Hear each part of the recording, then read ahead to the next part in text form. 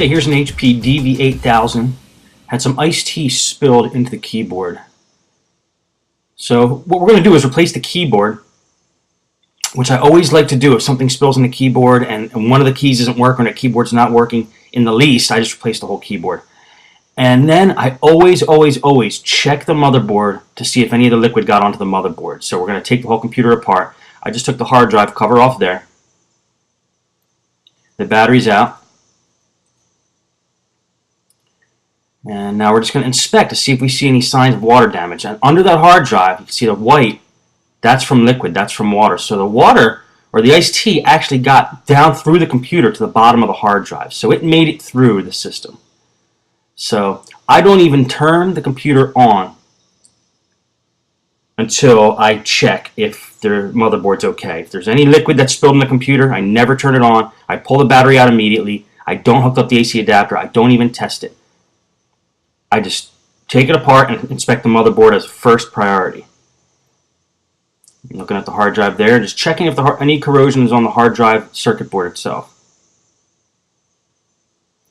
And I tell the customer too, I say, look, I don't recommend turning this on. It may or may not work, but if you want to save the computer, let me take it apart, inspect the motherboard, make sure the motherboard's clean, there's no liquid still in there, and then we'll turn it on. So they understand that, and they're willing to pay for the diagnostic, even if the computer's fried. At least I'm giving it my best shot.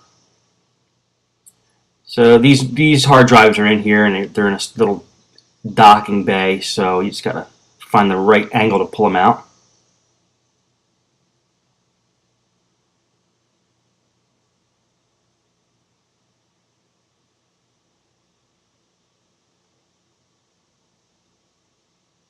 While I'm working on that, I just want to say it is important when somebody brings in a computer that has liquid spilled in it and they say, I spilled liquid in this.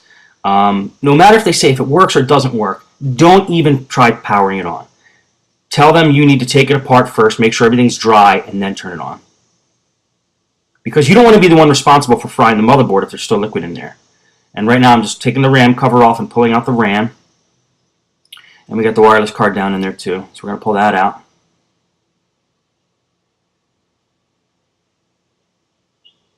We want to get to the motherboard, and we want to inspect the motherboard for any white spots, corrosion. That looks like all the components. Most of the components are coming out. There's a CD drive. Okay, now we're going to start unscrewing screws from the bottom cover.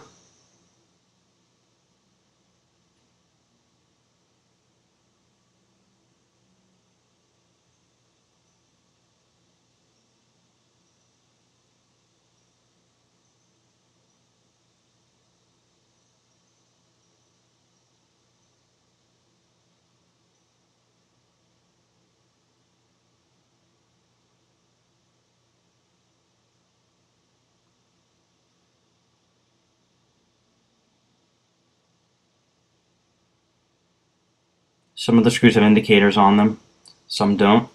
So you just have to use your own little plan on how to remember where each screw goes back. A lot of times the screws that hold on the bottom cover are the same size, but different computers have different screw sizes. So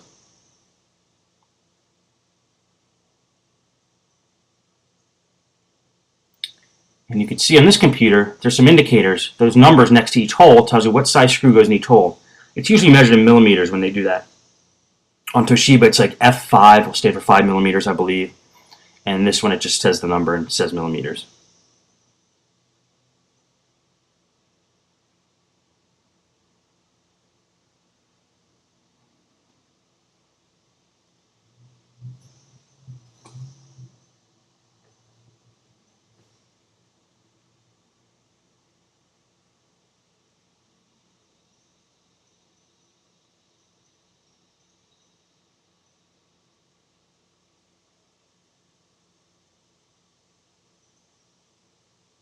It looks like that's all the screws. Let's flip it over now.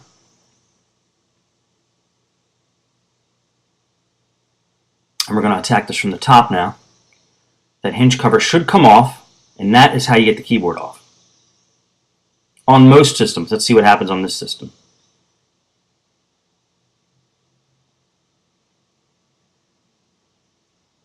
See if there's any screws in the back, holding it in from the back. Nope. So we're going to take a screwdriver, try to pry up that hinge cover plate, see if it comes off. Do not force it. And it does come off, so that's a help to us. Now we have some screws exposed that'll take the screen off and hopefully get the keyboard off for us. And I'm just looking at the exact way to get the keyboard off. It might come off as an entire plate. And that took me a while to figure it out. That was a tough one. But finally, I found out how to get the keyboard off, and you have to take a couple more screws off from the bottom here.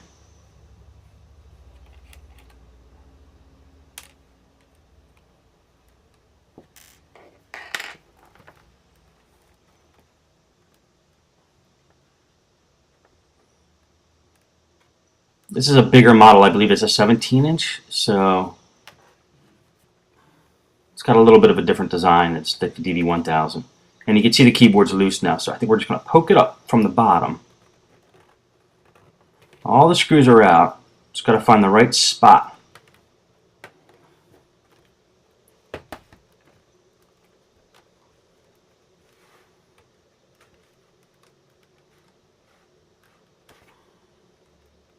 Just feeling along the edges in the bottom, see if there's any place to poke the keyboard up. We're getting the top case off, and it turns out the keyboard just kind of falls out when you do that. So there was a way to get that keyboard off. I don't know exactly what it was, but just checking to see if I scratched anything, which I didn't. And now the keyboard comes off. So now we know it comes off as that whole plate, and it's screwed in several spots on the bottom there. You can see a little post sticking up. Now we know for next time. I keep all these, I guess you could call them bloopers in here, because this is real life. This is how I do it. So it's not going to be perfect every time. So don't feel bad if you don't get the job done perfect every time on the first time. And then we just remove those 2 ribbon cables. That keyboard also has the power buttons and LEDs on it too, so there's 2 ribbon cables for that. And we're going to detach the ribbon cable for the touchpad now. Anytime we're able to get to these cables, when you know you have to take the top and bottom cover off, just unhook them, because you don't want them attached when you start to pry the computer apart, because they might rip, and they're a pain. You don't want to have to reorder them. So we detach the touchpad cable there. Just make sure it's out of the way. And now I'm inspecting the motherboard. I'm trying to see if I can see any corrosion. We may not have to take the whole thing apart, but we're going to have to make that call.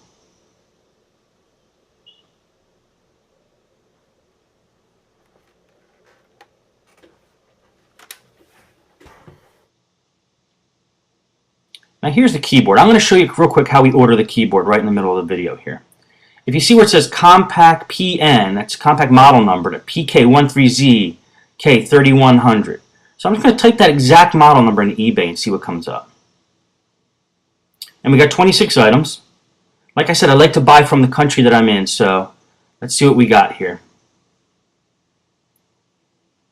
We're going to sort them by lowest price first. Since we have about 20 items, we have some selection. We could see if we get a good deal. This one at the top, 12 months warranty, ships from the USA, high E-Tech, is got tons of feedback, 99.3 positive feedback, so he seems like a trusted seller. He's from Brooklyn, New York. We're going to hit the buy it now, and that's the keyboard we're going to buy for this thing. Now we're going to install that a little later, but this keyboard is going to definitely be replaced. It's very tough when the keyboard gets something spilled in it. It's very tough to bring those keys back to life because the liquid seeps in between the layers of that keyboard, and it's like they're not meant to be taken apart, the different layers like that. So, well, it looks like we're going to have to take the whole computer apart here to get a real good look at the motherboard. Otherwise, it just wouldn't feel right about slapping a new keyboard in, knowing that liquid leaked down into where the hard drive bay was. So right now I'm just pulling the wireless antenna through the bottom of the case to the top, and I'm going to detach the LCD cable. These are the 2 wires that are coming out of the screen, so after we do that, now we're able to pull the screen off. And then once the screen comes off, we can get to the top and bottom case and get the motherboard out of there. or at least get a good look at the motherboard. You'd be surprised when something spills in these things, the tiniest crevices the liquid could get into and cause a problem. I would not believe where the motherboard looks perfectly fine, but there's this one unexposed area, and once you expose that, you see that the liquid actually leaked into there. Okay, so I just fast-forwarded getting that screen off.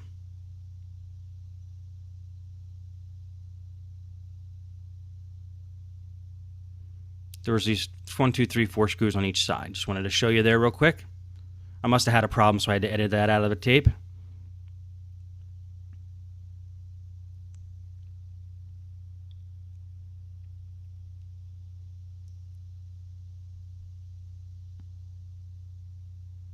And now we're just going to take screws out of the top part of the case that are holding the top part of the case to the bottom case.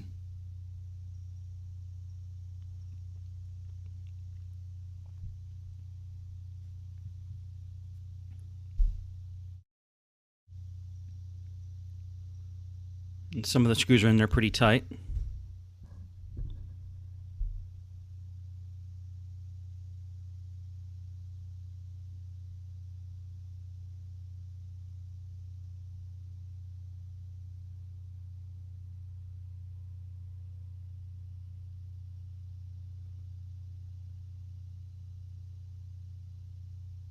Just look for any screw that could be holding the two parts of the case together.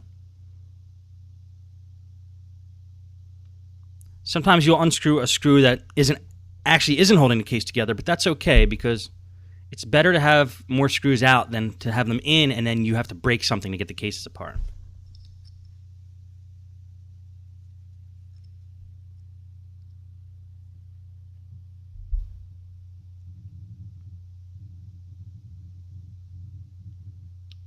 And it looks like all the screws.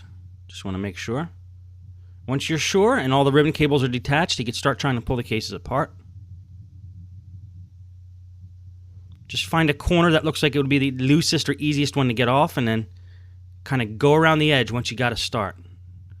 I like to take my fingernail, if I can, and take it right along the edge there and just try to pop it up nice and gently as you go along the outside perimeter of the laptop.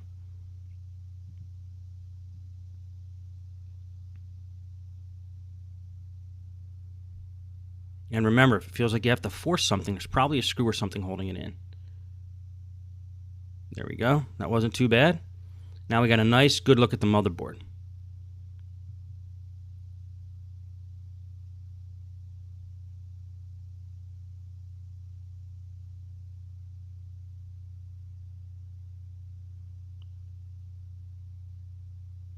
Now there's that black panel there. I'm not quite sure what that is. That might be speakers or something of the sort.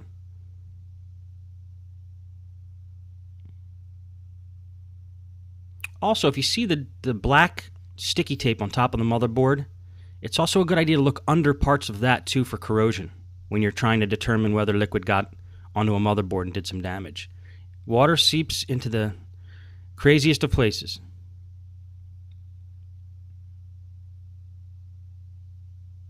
Yeah, and that black thing I'm trying to take off there, that's the speakers.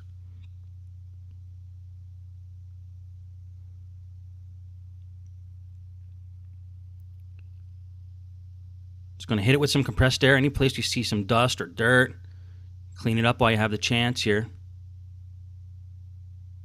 Speakers tend to get a lot of stuff in them because they're exposed to the outside through, the speaker grate. So things fall in through the holes for the speaker and land in the speaker.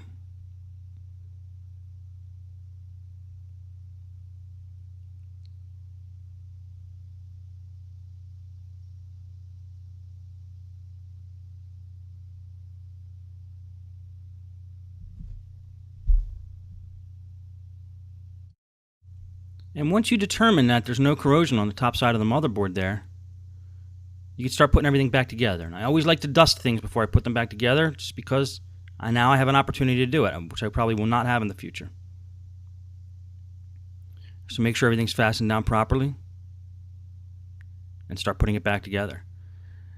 Now, what I was doing as I was bending that black piece back, a couple minutes ago, is I was looking at the underside of the motherboard as well.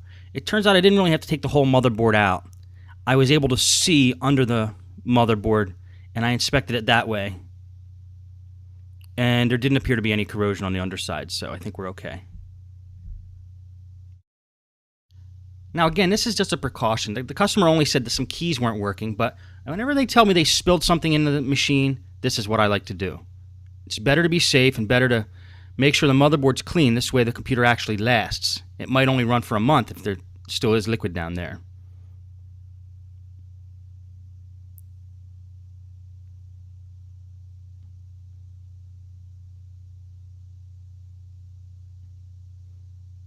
Okay, you got to make sure everything goes back flush the way it was. If it appears that something's not going in properly, inspect it and see what's causing that problem. Okay, looks like we got it handled there. So we're going to start screwing the screws back in the machine.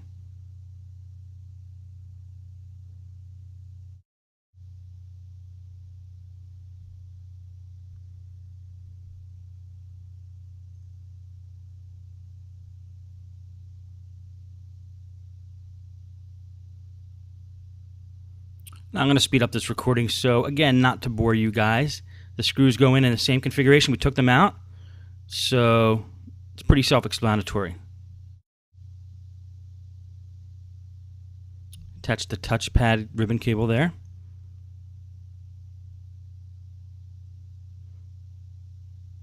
Let's get the rest of the screws back in.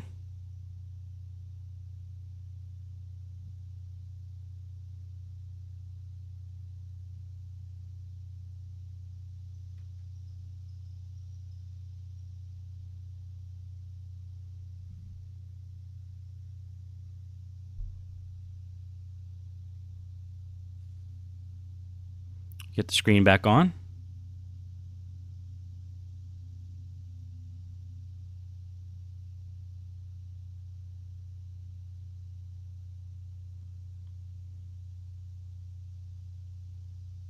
The LCD cable. Now it's time to get the screws in on the bottom.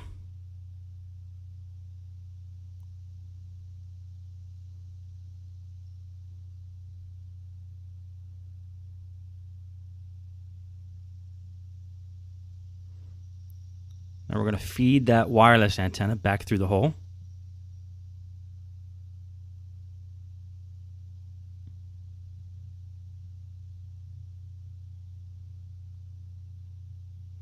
Now reattach the keyboard, mount the keyboard, snap it in, make sure that's screwed in properly.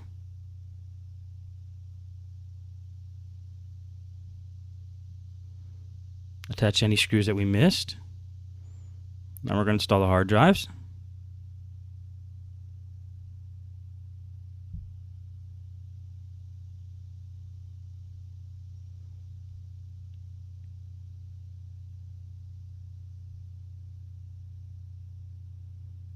Put the cover back on, screw that on, make sure everything is flush.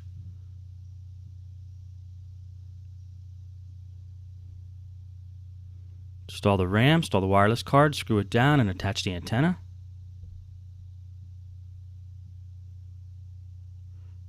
Put that hinge cover plate back on.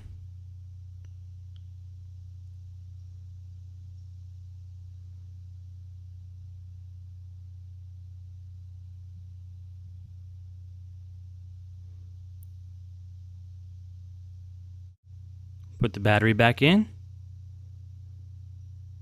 Now we're back to normal speed. I'm going to attach the AC adapter, power this on, see what happens. Now I actually want to try it with the battery out, just to make sure it's getting the pure AC power, and it's not the battery that's powering the machine.